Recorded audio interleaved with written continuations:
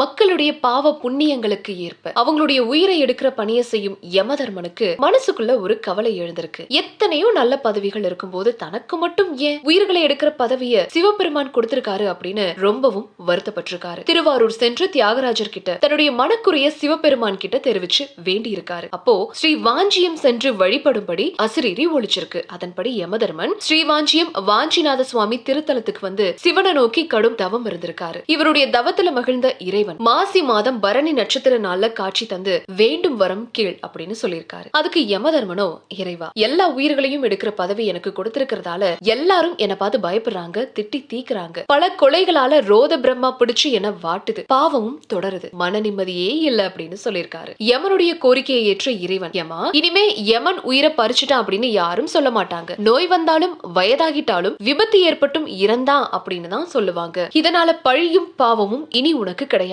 மேலும் நீ தவம் செஞ்ச இந்த தலத்துக்கு ஏதோ ஒரு விதத்துல புண்ணியம் செஞ்சவங்க மட்டும் தான் வர அனுமதிக்கணும். இத்தலத்துல தரிசனம் செய்தவங்களுக்கு மறுபிறப்பு இல்லாம பார்த்துக்கணும். அமைதியான இறுதி காலத்தை தரணும். மேலும் நீ இத்தலத்தின் சேஷத்திர பாலகனா விளங்குவ. இத்தலத்துக்கு வரவங்க உன்னை முதல்ல தரிசனம் செஞ்சதுக்கு அப்புறமா தான் என்ன தரிசிப்பாங்க அப்படின்னு அருள் இருக்காரு. ஸ்ரீவாஞ்சியம் வாஞ்சிநாத சுவாமி கோவிலின் அக்னி மூலையில தெற்கு நோக்கி யமதர்மனும் சித்திரகுப்தனும் ஒரே சன்னதியில எழுந்தருளி இருக்காங்க. யமதர்மனுக்கு பக்தர்கள் வடைமாலை சாற்றி வழிபடுறாங்க. யமதர்மன சாந்தி செய்யும் விதத்துல இங்க அபயுள் ஹோமம் சஷ்டியப்த பூர்த்தி செஞ்சு நீண்ட ஆயுள் பெறலாம். இங்க யோக நிலையில யமதர்மன் இருக்கிறதால இங்க வந்து தரிசனம் செய்யறவங்களுக்கு மரண பயம் நீங்கும் அப்படிங்கிறது ஐதீகம்.